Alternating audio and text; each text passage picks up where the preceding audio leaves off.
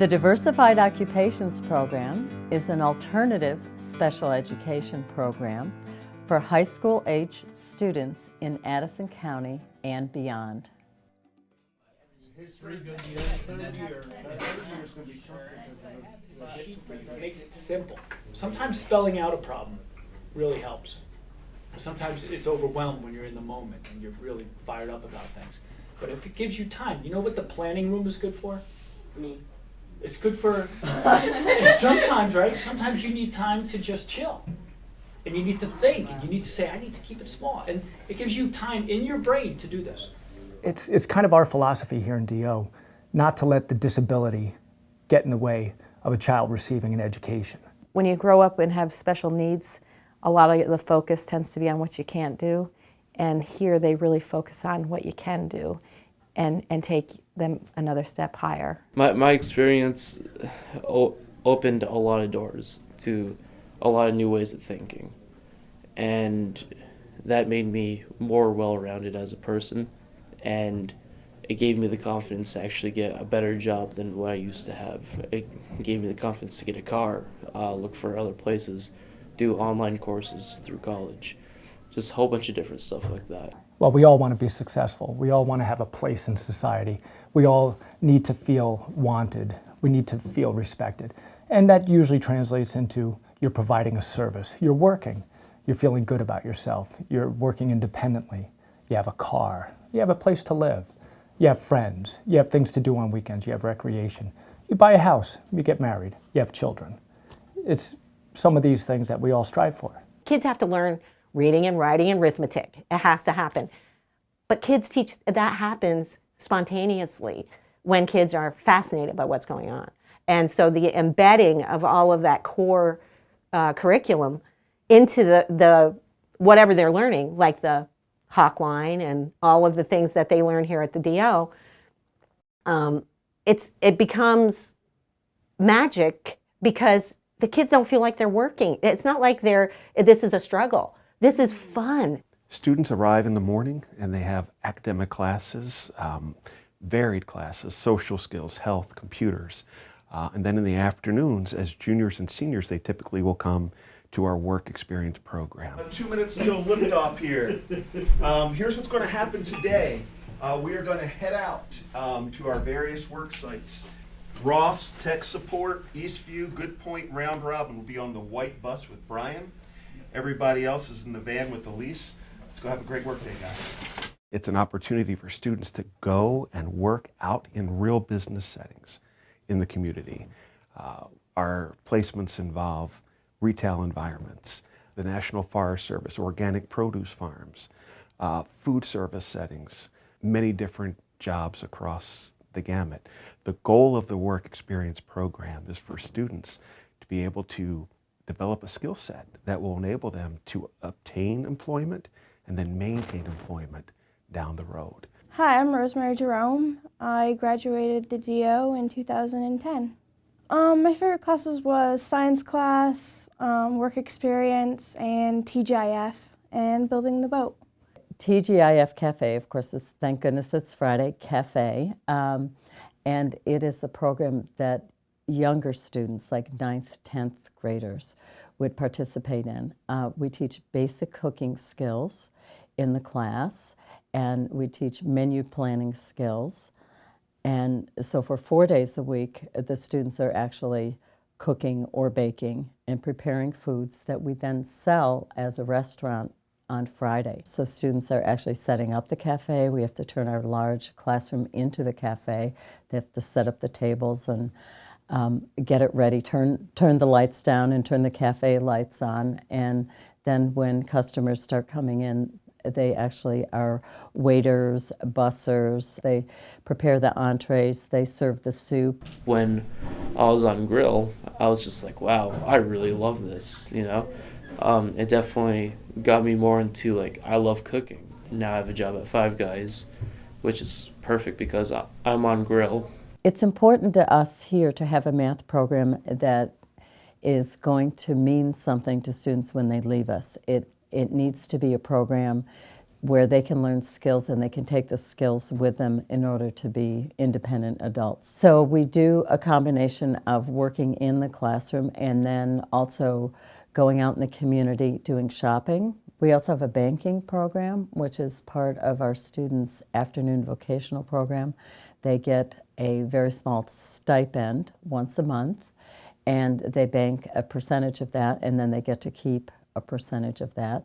Unlike most high schools, the DO offers a specific permit class that prepares students to take their Vermont permit test at the local DMV office. Upon completing this course and obtaining their Vermont Learner's Permit, students enter the DO's driver's education class, taught by a certified driver's education instructor. Students review driving laws and regulations and prepare for the DMV exam. When students finish the class and have met all the requirements, the instructor administers the Vermont DMV driving test on site. Completion of this course allows students to earn a driver's license before turning 18. Ball shattering traps we use while road trapping. We drive down the road, we put a mouse in it. We just throw it. Put it on the road, and a hawk comes down. How do they get stuck in it, though? They try to grab the mouse and they get stuck in the nooses. Science is knowledge gained through experience. So anytime you're out doing something, it's wonderful. Anytime you could get a kid interested in what's around them or become aware of something new, it makes it special to them. And in fact, what's very special to them is the fact that we're studying hawks, and not a lot of students have knowledge about that. So when they go up to the high school, they find out that they're raptor biologists. Well, that's very interesting. They got knowledge that really no one else has. Hillary's not really that verbal, but she tries to explain herself to us, what she has done for the day, and she did bird banding.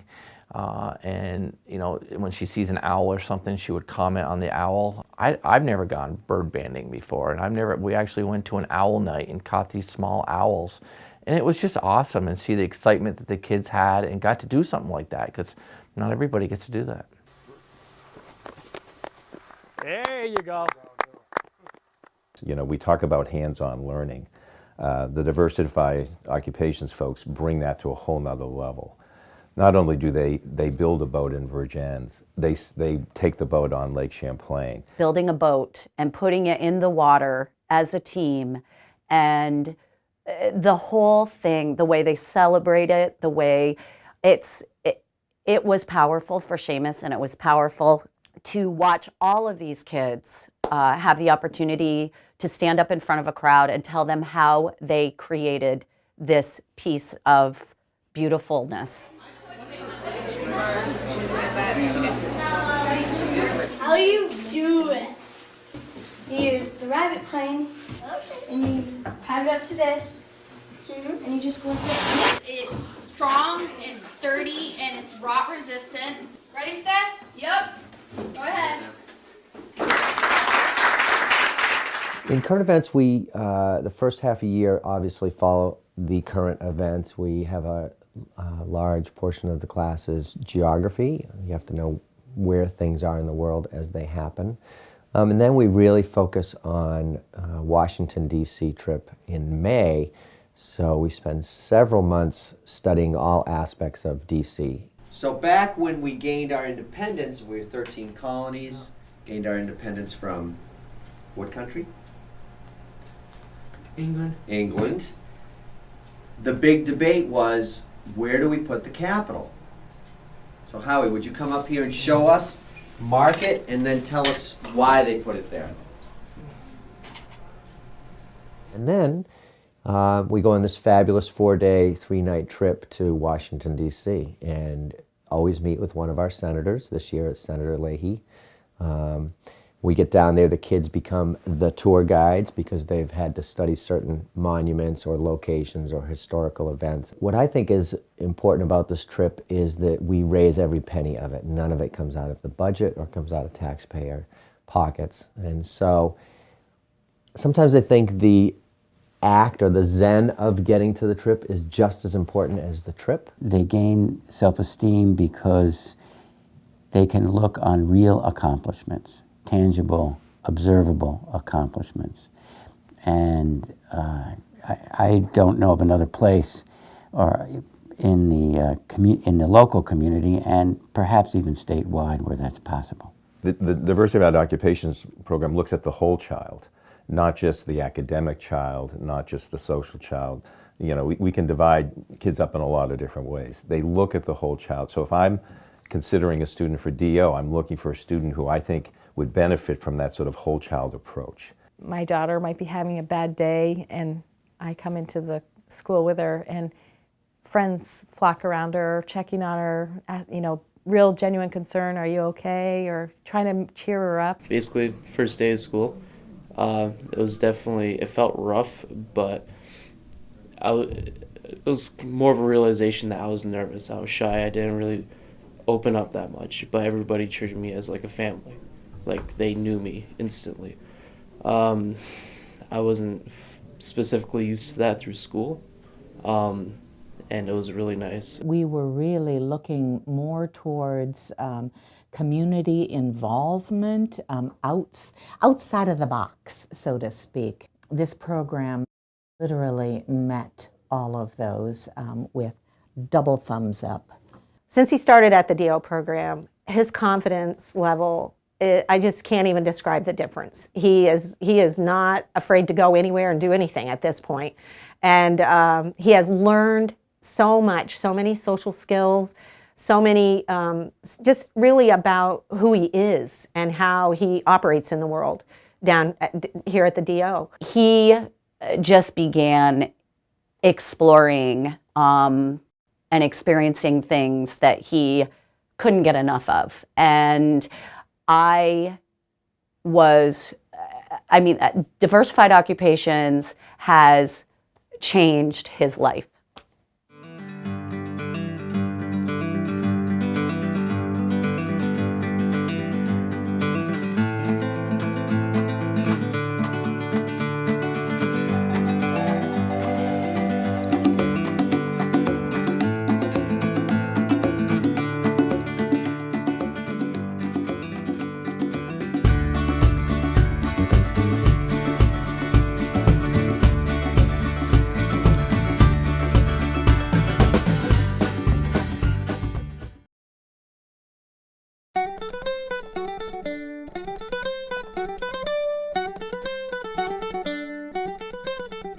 Champlain Longboats is an innovative boat building and rowing program that teaches personal growth and teamwork through maritime experience. The program was started in 1999 and has grown to include over 500 Vermont students each year, with partner programs scattered across New England.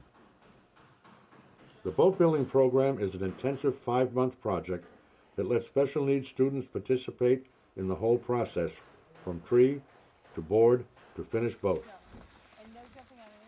The program begins with a visit to the forest. The students learn about sustainable forestry, how to select the right trees for the project, while leaving the rest of the forest intact. Awesome. Nicely done. And then you want to stand back. Students come to the museum's boat shop 5 days a week from January till May to build a new rowing gig and maintain other boats in the fleet. The personal transformation can be astonishing. Over the months, students who had never before used woodworking tools become boat builders. Good, Sean. Get in there and draw, dude. I don't know what to Draw. draw. Drawing is like what you like to do, isn't it? So you can trace along this side. Oh, this side? Oh.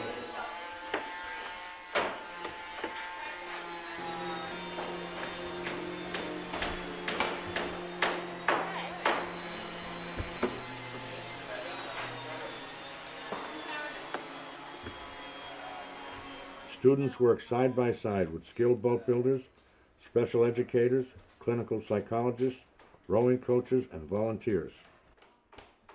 Okay, push it in, push it in, push it in. Okay, can you give it another big yank?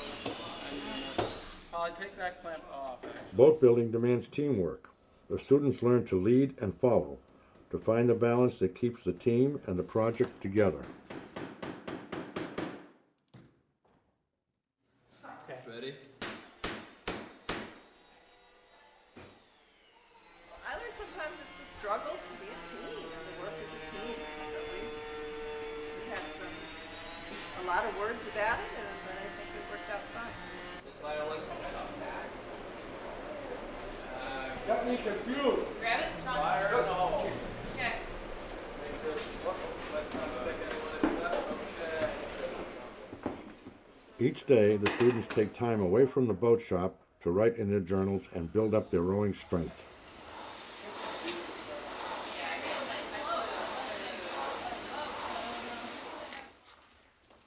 Okay, rules of negotiation. First of all, one head only.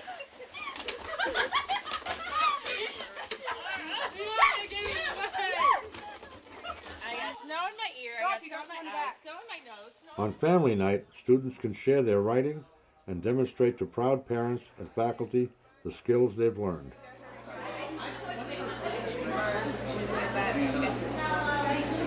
How you do it? You use the rabbit plane, and you have it up to this, and you just go into it. It's strong, it's sturdy, and it's rot resistant. Ready, Steph? Yep. Go ahead. In the final stretch, the weeks fly by as the crew works hard to finish the boat before launch day.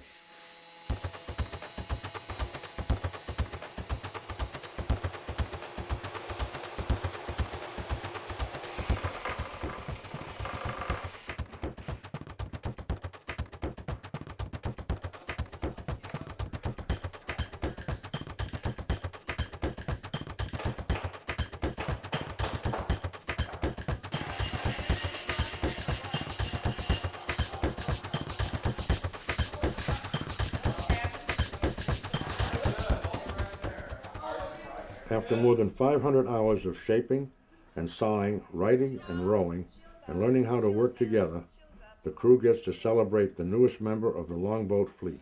It's okay to smile, guys. It's all right to smile. Good to smile. Smile.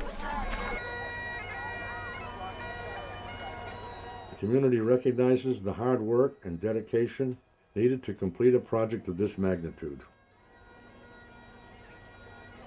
In terms of values served and community values served, I think this is arguably the most important program the Lake Champlain Maritime Museum does. I'm 16 years old. I have been on the Osbury rowing team for 2 years. I like it when we all work as a team. I also like rowing because it's fun just to be on the water. And I like to thank my mom for being supportive of the sport I love to do.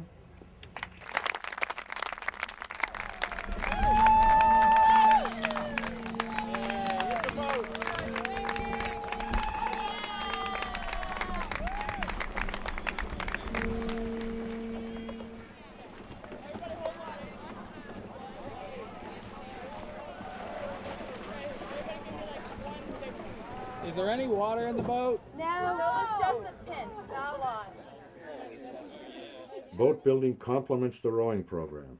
Each year, more than 500 students and 200 adults row in longboats built by past crews.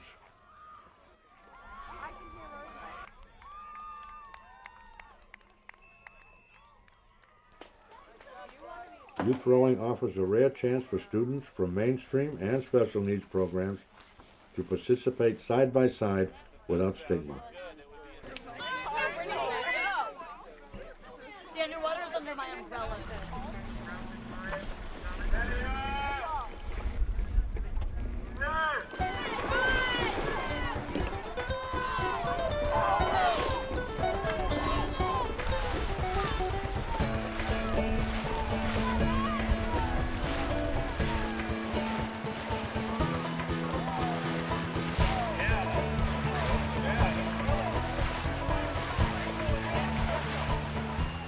The mission of Champlain Longboats is to teach life skills through maritime skills. The boat building program gives special needs students the chance to create a unique and beautiful thing. Their legacy, their boat, will be rowed by thousands of people across bays and finish lines. These boats change lives.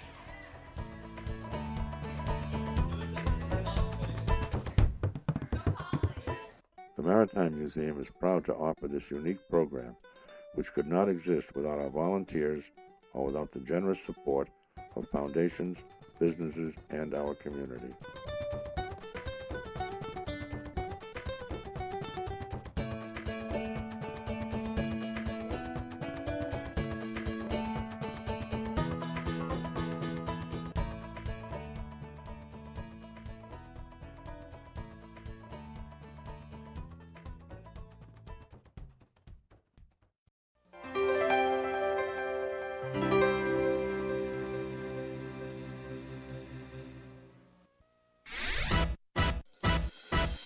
Next on Outdoor Journal. Holy smokes! We hook into some lunker lake trout and lively salmon on gorgeous Lake Willoughby with fishing tackle innovator Keith Chamberlain. Then we travel a few miles north to the Canadian border and explore the Eagle Point Wildlife Management Area in Derby. We also get a close-up look at raptors with an innovative teacher who uses bird banding as a way to get his students excited about science. This program has been made possible by a generous grant from the Vermont Fish and Wildlife Department, conserving our fish, wildlife, plants, and their habitats for all Vermonters to enjoy. There we go. Nice shot.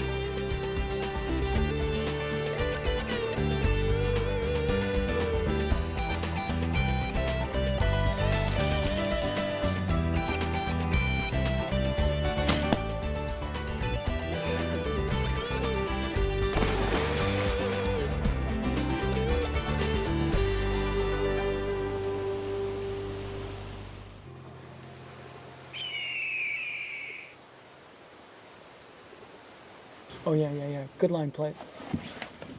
And you turned him so he's looking at us. He's heading in this direction. Okay, you gotta wait for him. He's coming right over the pines. Everybody be ready? Tiffany, pull. All right.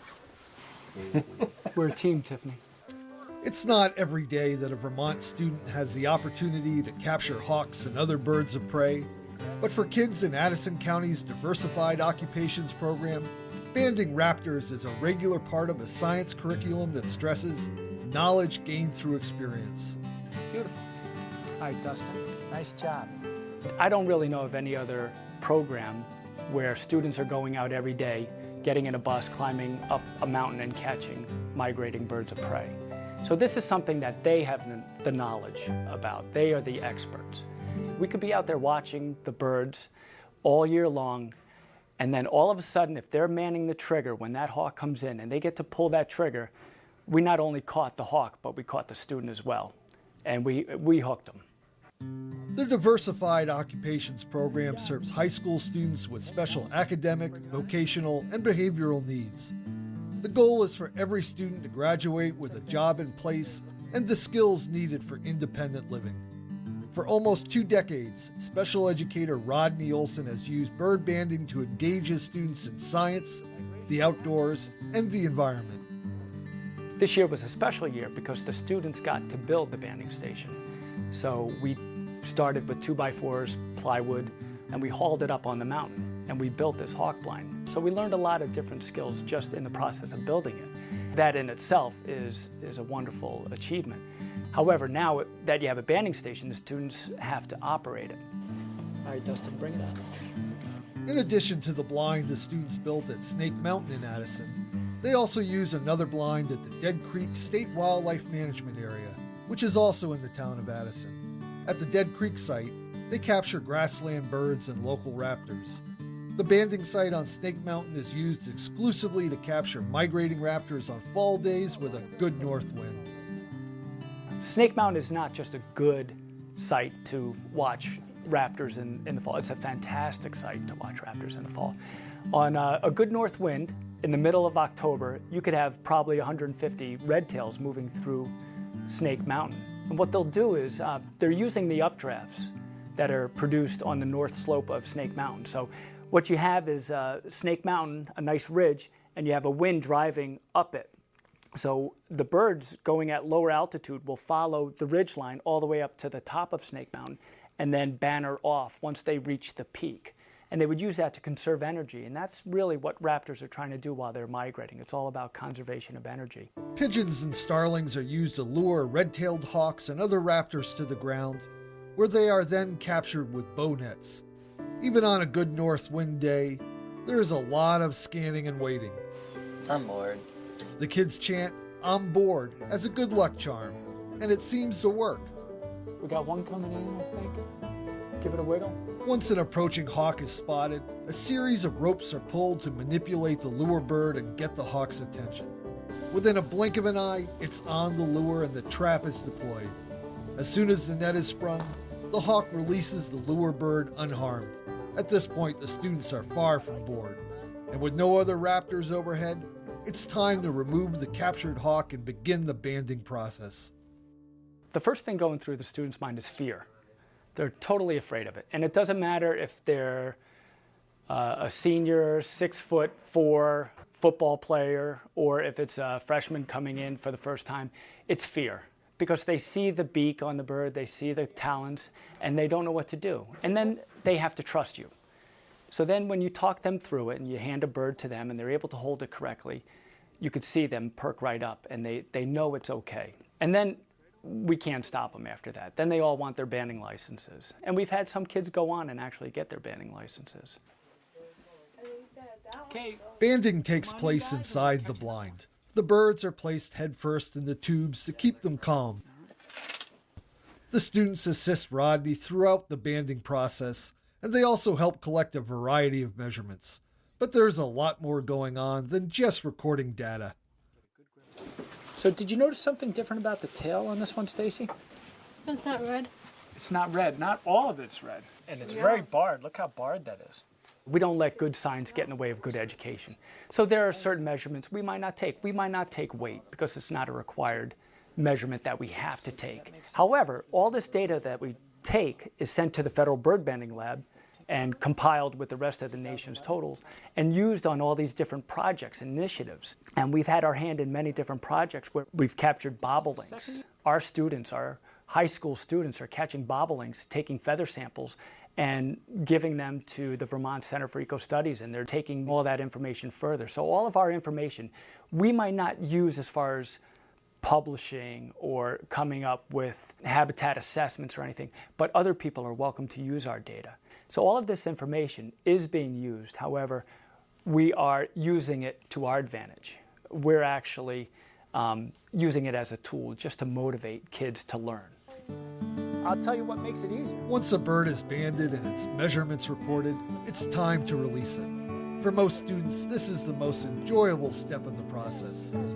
1, 2, 3, throw it! As an educator, I'm proud of the students and what they do and where they come from. When they come into the classroom, a lot of them have never even seen a hawk before.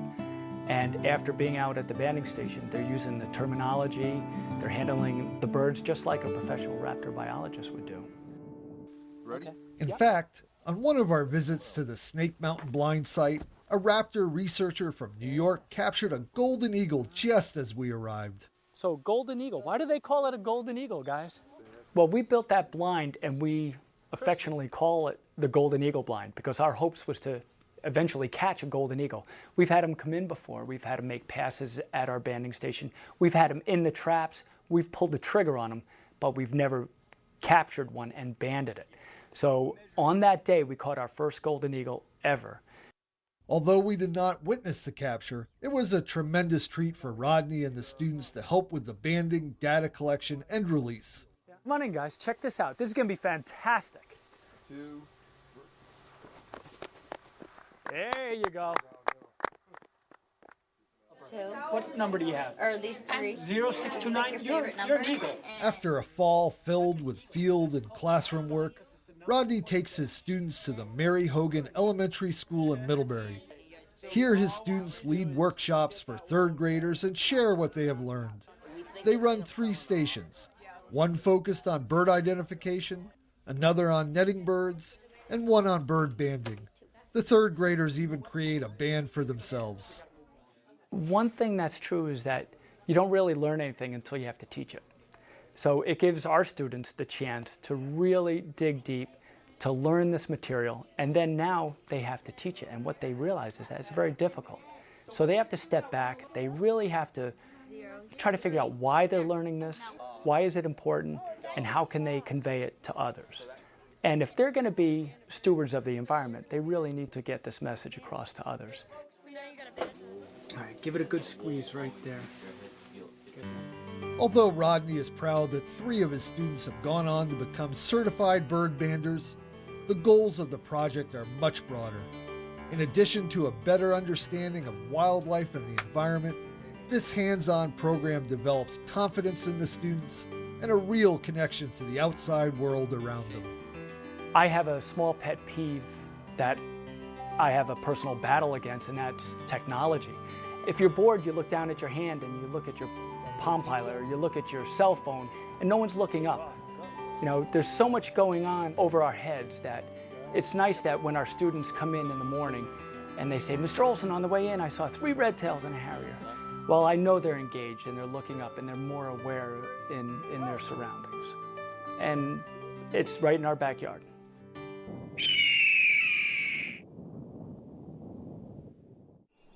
For more information on this or any other Outdoor Journal segment, be sure to visit our website at vpt.org. Our site features video on demand, contact information, and links to related sites.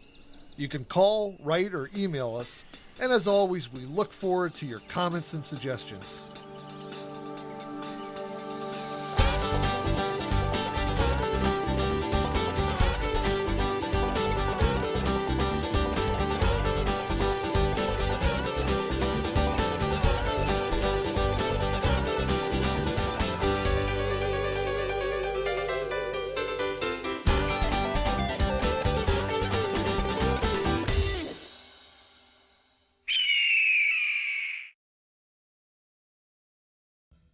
This program has been made possible by a generous grant from the Vermont Fish and Wildlife Department, conserving our fish, wildlife, plants, and their habitats for all Vermonters to enjoy.